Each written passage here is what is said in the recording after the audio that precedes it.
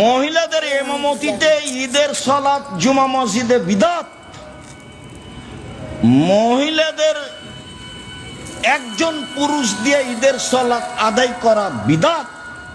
মহিলাদেরকে ঈদের মাঠেই যেতে হবে, প্রয়োজনে রাস্তায় দাঁড়াবে, প্রয়োজনে মাঠে ঘাটে দাঁড়াবে, সাথে সাথে শেষ পর্যন্ত যদি যেতে নাই পারে তাহলে 7-5-12 তাকবীরে বাড়িতে 2 রাকাত সালাত আদায় করে নেবে।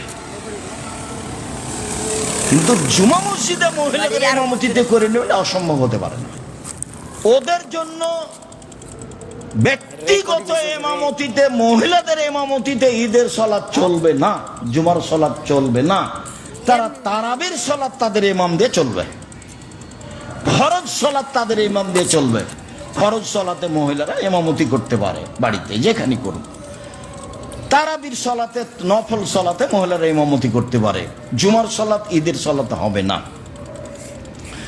উম্মু আতিয়া রাদিয়াল্লাহু তাআলা আনহা বলেন, আমাদেরকে আদেশ করা হয়েছে যে ঋতুবতী মহিলাদেরকে ঈদের মাঠে যেতে বাধ্য করব। ঋতুবতী, ভালো মহিলা তো যাবে যাবে, যারা হায়েজ হয়েছে তাকেও যেতে হবে, 2 ঈদেই যেতে হবে। অজাওয়াতিল খুদুরে, যারা যুবতী কিশোরী তারাও যাবে ঈদের মাঠে। ইয়াশহাদনা জামাতাল মুসলিমিন দাওয়াতহুম, কেন যাবে? সালাত নাই তো যাবে কেন? তো বলছে যে ইমামের বক্তব্যে অংশগ্রহণ করবে।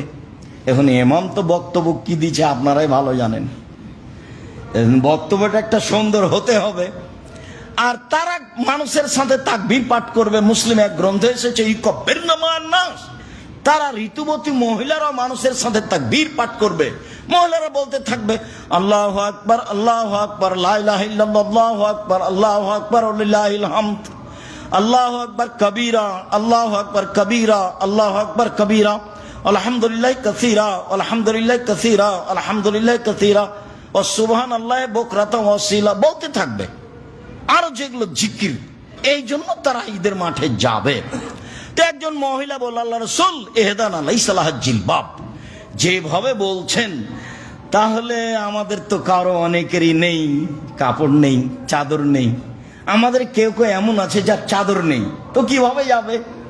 সবাইকেই যেভাবে যেতে বলছেন, তো চাদর না থাকলে কিভাবে যাবে? তখন আল্লাহ রাসূল বলছেন লেতুল বেসা সাহেবাতুহা মিন জিলবাবিহা, কোন বান্ধবী তাকে পরাবে। কারো কাপড় নিয়ে যাবে, কই আল্লাহ রাসূল তো পিছে উঠলেন না। আচ্ছা না থাকলে যাবে না, এভাবে তো বললেন না। বললেন যে আর একজনের কাপড় নিয়ে যাবে। আর একজনের কাপড় নিয়ে মানুষ যেত আগে, আত্মীয় স্বজনের বাড়ি বেড়াতে যেত আর একজনের কাপড় চোপড় নিয়ে। আয়েশা রাদিয়াল্লাহু তাআলার একটা কামিজ ছিল, তো সব এলাকার মহিলারা বিবাহের বৈঠকে বসার জন্য সেটা নিয়ে যেত তার কাছ থেকে ধার করে। ওটা বুখারী মুসলিমের হাদিস।